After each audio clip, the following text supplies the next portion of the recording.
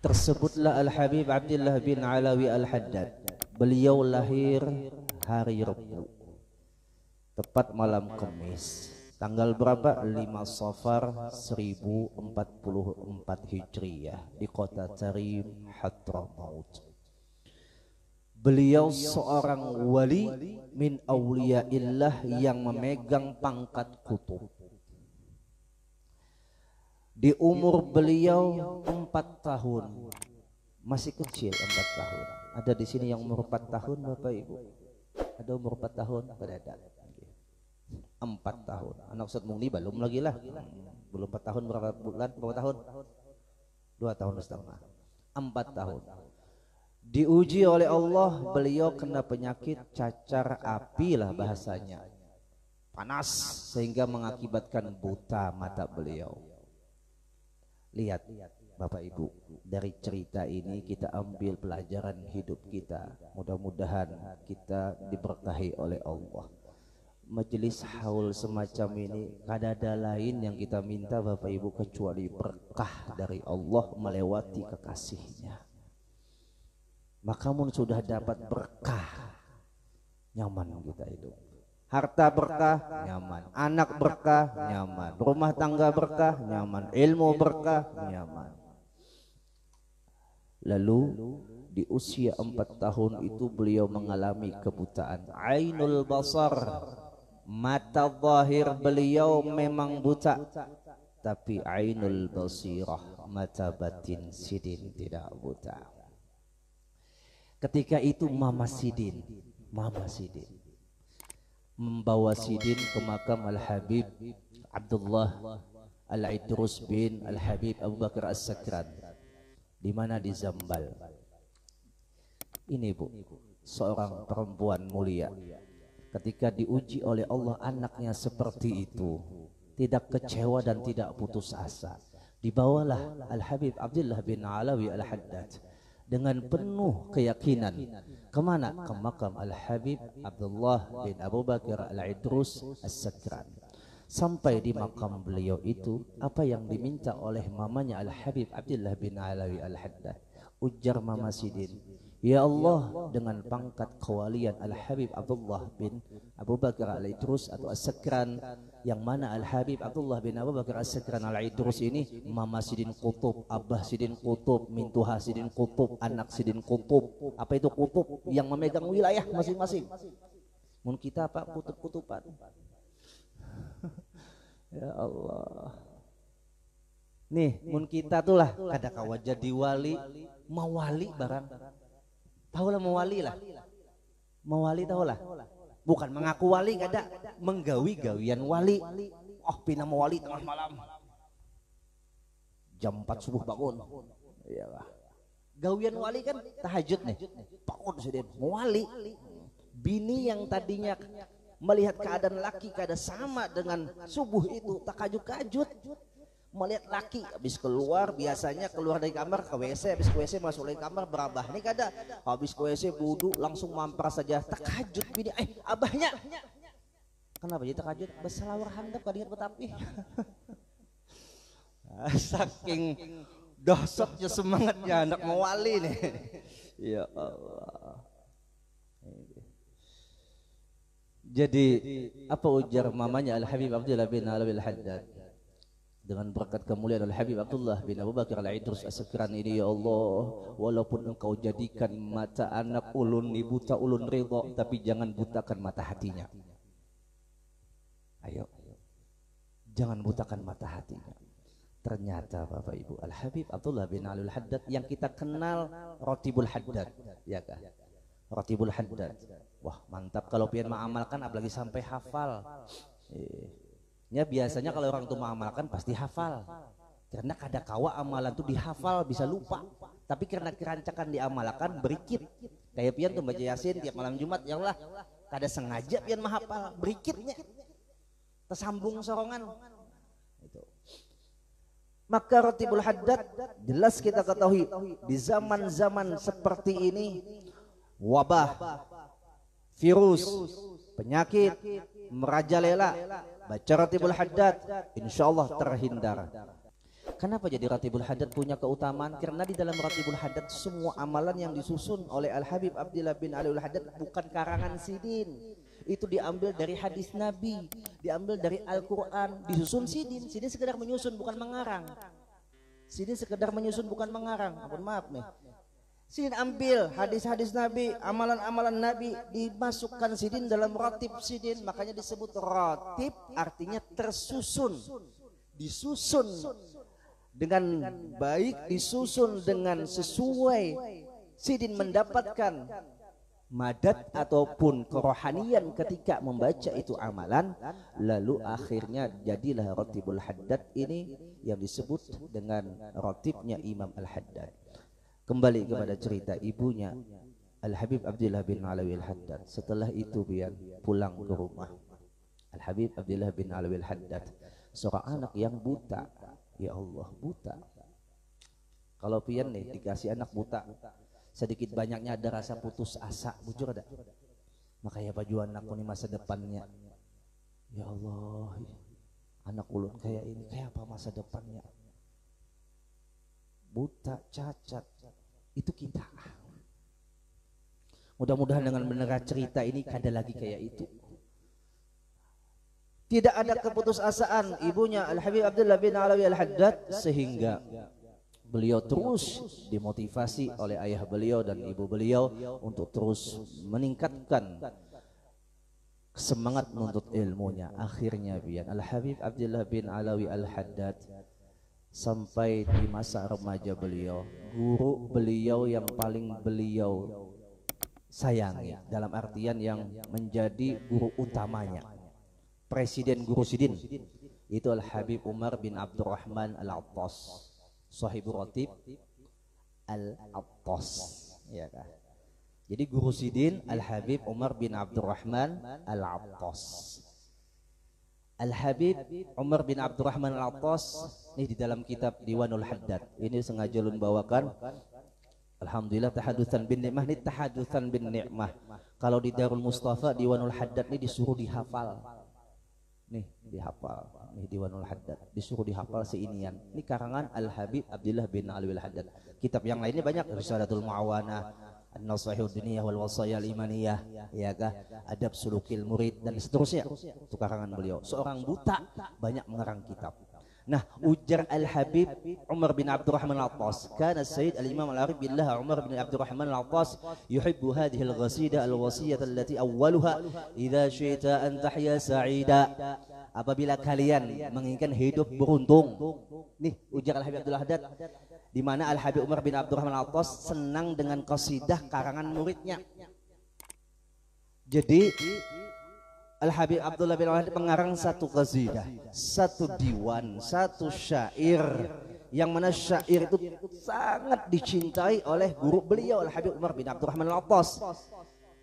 Di mana qasidah ini yang ajibnya, wa akhbarani ba'du thiqati an ba'dihim qala anshadtuha inda ghabrih, ay inda ghabri Sayyid Umar bin Abdurrahman Al-Attas, fasami'tu min dakhili harakatan qawiyah واستمريت وبقيت في الإنشاد وأنا مترك إلى أن أكملتها فإذا أنا برغيف حار من خمير الذرة قد رمي به إلي من غبره. Ketika seseorang datang ke makam Al-Habib Umar bin Abdurrahman Al-Attas karena pernah mendengar daripada Al-Habib Abdullah bin Al-Haddad, ini qasidah sangat disenangi oleh guru beliau Al-Habib Umar bin Abdurrahman Al-Attas. Jadi orang ini ziarah ke makam Al-Habib Umar bin Abdurrahman Al-Attas lalu membaca ini qasidah. Idza syi'ta an tahya sa'idan madal umri wa tuj'ala ba'dal mauti fi rawdatil ghabri. Dibaca ini qasidah. Tiba-tiba terdengar suara yang kuat di dalam kuburnya Al-Habib Umar bin Abdurrahman Al-Attas. Ini di luar akal. Lembut takun non bian. Kalau kita nih, maaf ulun takun, kalau kita menceritakan tentang karomat mengandalkan akal, kira-kira mampulah akal kita mencerna? Jamaah, mampulah? Dah. Kalau kita itu mendengar tentang karomat, ada akal lagi yang main nih. Ya Allah. Lalu setelah mendengar ada suara dahsyat, tiba-tiba keluar sepiring roti panas dari kuburnya Al-Habib Umar bin Abdurrahman Al-Attas. Sebagai tanda terima kasih senangnya dibacakan qasidah Al-Habib Abdullah bin Alwi Al-Haddad yang disukai oleh Al-Habib Umar bin Abdurrahman Al-Attas. Allah. Nih tanya Kanda Mas Tahir nih, waktu ke Tarim. Biasanya kalau kita ziarah ke makam guru-guru di sana, apa yang disukai mereka?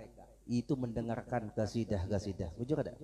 Jadi kita belang ke wadah sidin pasti insyid. Apa insyid tuh? Ayo, nasyid, qasidah. Jadi ketika kita ziarah ke orang alim, ke orang saleh yang ada di Hadramaut, adat istiadatnya harus ada seorang yang bisa berqasidah. Walaupun suaranya kada baik, tapi pasti diminta oleh yang kita kunjungi. Insyid. Walaupun dalil, walaupun sedikit. Kenapa? Karena dendangan qasidah ini adalah menyejukkan rasa, melunakkan rasa, menyatukan rasa dengan doa munajah. Ya Allah. Ada juga satu cerita di zaman Al-Imam Al-Habib Abdullah bin Ali Al-Haddad. Jadi ini ceritanya unik. Ulun dapat cerita langsung dari guru mulia Al-Habib Umar waktu acara rohah.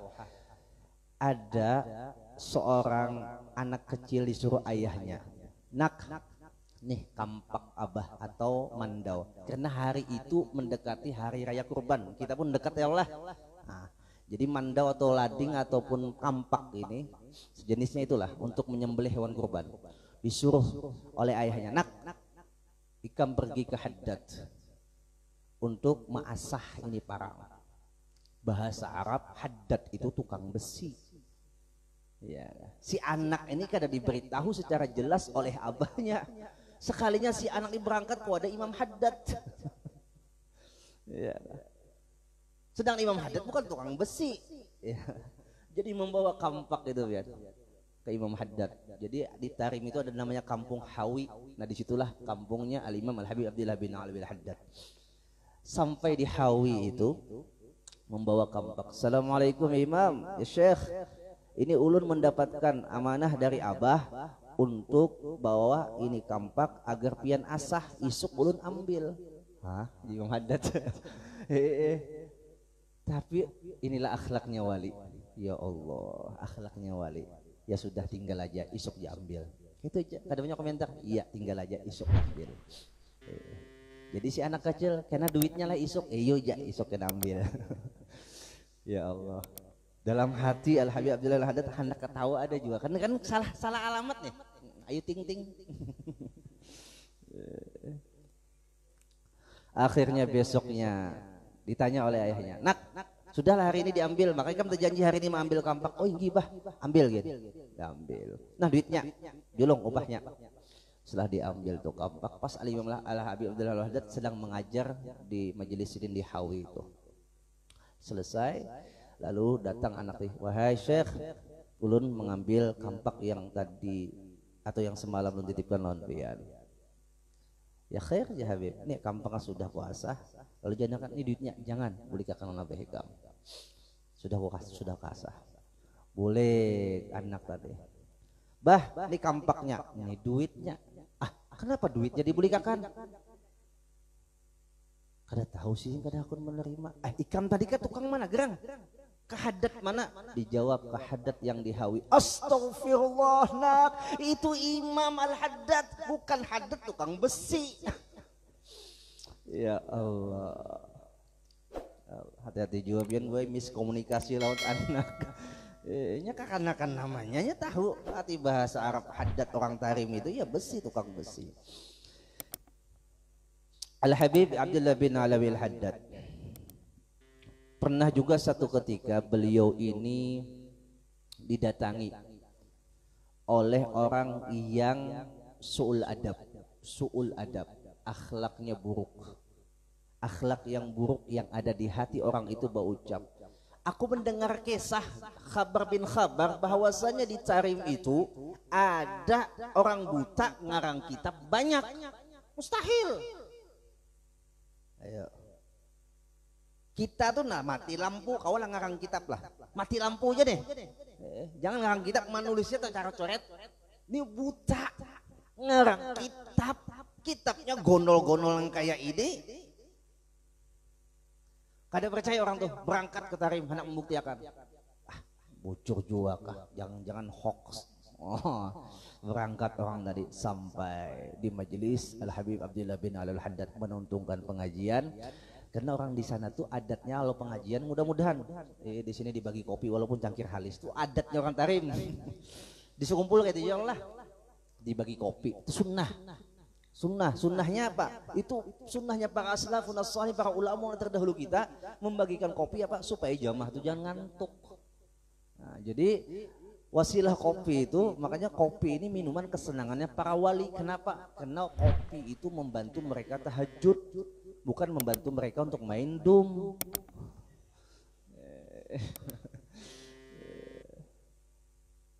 Lalu dibagi kopi gelas halus, tanya nih Kanda, ya Kanda, kopi. Biar mendapat kopinya itu senangnya minta ampun, iya kah? Padahal kadang menganyangi, kadang menghilangkan haus, tapi ada kelezatan tersendiri, entah kenapa kah? Ketika hadir di majelis para wali-wali, para guru-guru masyayikh yang ada di Tarim, dibagi kopi, dapat segelas tuh, meminumnya tunggal igitan. Kenapa? Takutan langsung habis. Kenapa? Saking sayangnya habis itu langsung. Allah. Maka nikmatnya itu beda ya. Bukan karena racikan yang hebat, tapi ada doa-doa yang dibacakan di dalam itu kopi.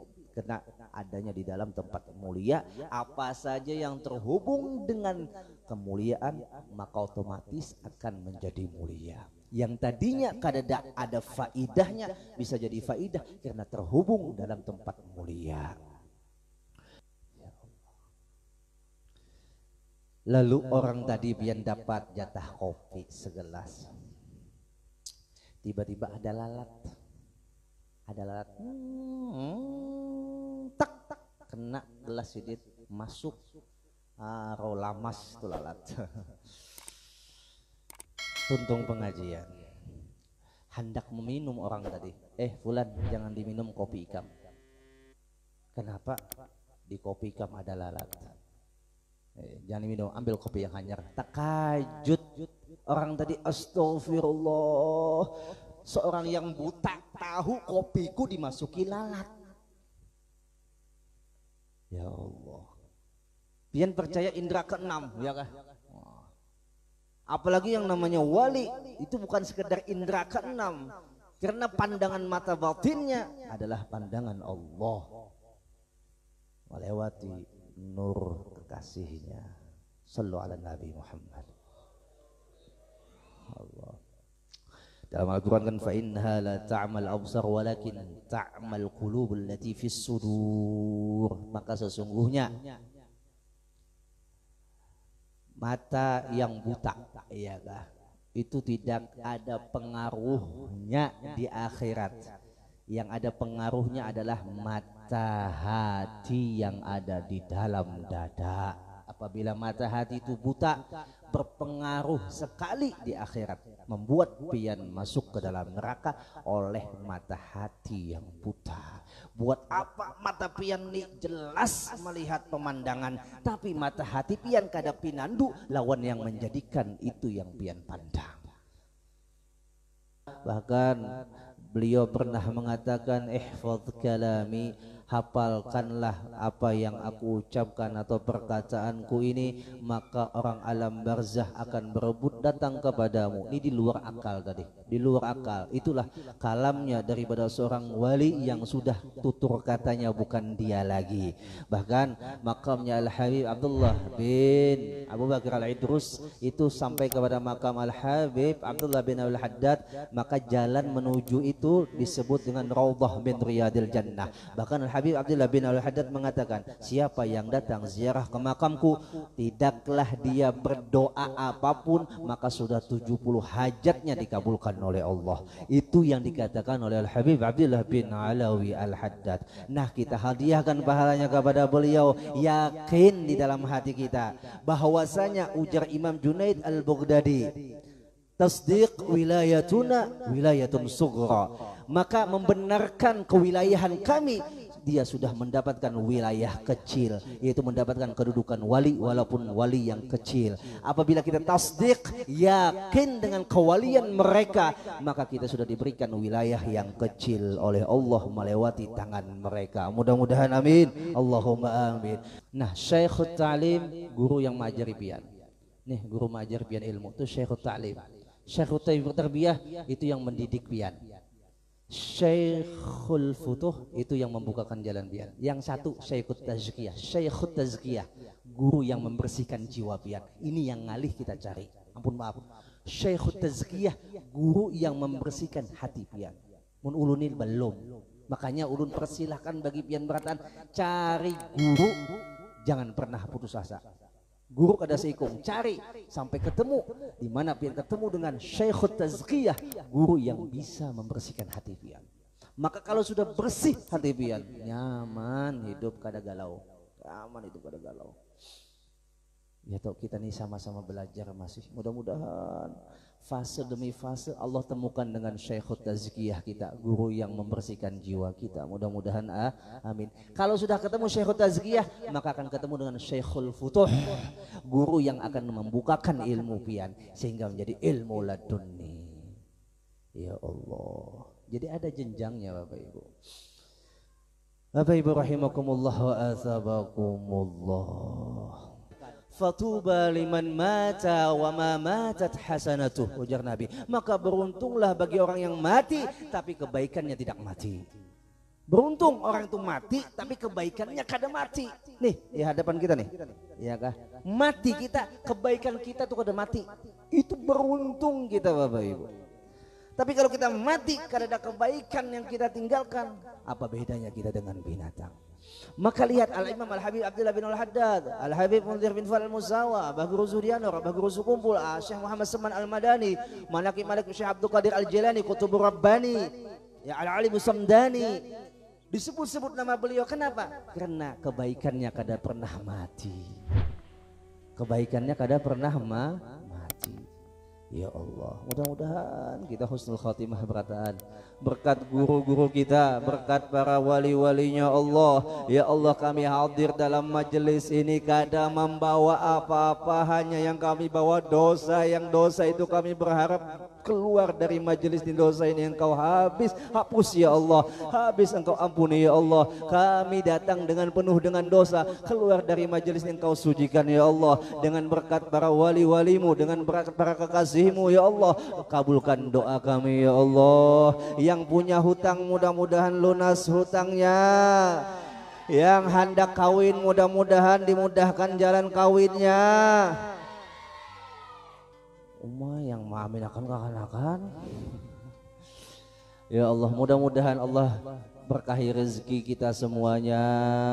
Allah mudahkan langkah keinginan kita untuk terus menegakkan li'a'lali kalimatillah, membantu perjuangan Nabi Muhammad sallallahu alaihi wasallam.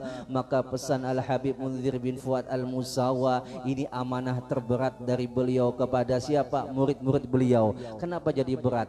Bagi kita berat. Kenapa? Karena tadi memang ini suatu luar biasa. Bebannya apa? Bukan kita terbebani, tapi yang diamanahkan sesuatu yang berharga, suatu yang luar biasa. Layaknya pian dikasih emas, emasnya yang kita jaga itu tidak menjadi beban, tapi pian khawatir kalau emasnya itu hilang, maka itulah yang menjadi beban. Itulah yang menjadi beban para penerus daripada Guru Mulia Al-Habib Munzir. Apa pesan Sidin? Teruskan perjuangan Nabi Muhammad. Teruskan perjuangan Nabi Muhammad. Kalau kita niat meneruskan perjuangan Nabi Muhammad, kelak Nabi Muhammad yang akan memperjuangkan kita Bapak Ibu. Kelak Nabi Muhammad yang akan memperjuangkan kita di hadapan Allah. Ya Allah, dia telah memperjuangkan perjuanganku. Kita masuk ke dalam neraka, Nabi Muhammad yang memperjuangkan, merengek kepada Allah untuk dikeluarkannya kita masuk ke dalam surganya Allah. Mudah-mudahan amin. Allahumma amin. Ya Allah ridha, ya Allah ridha wal afu amma qad madha.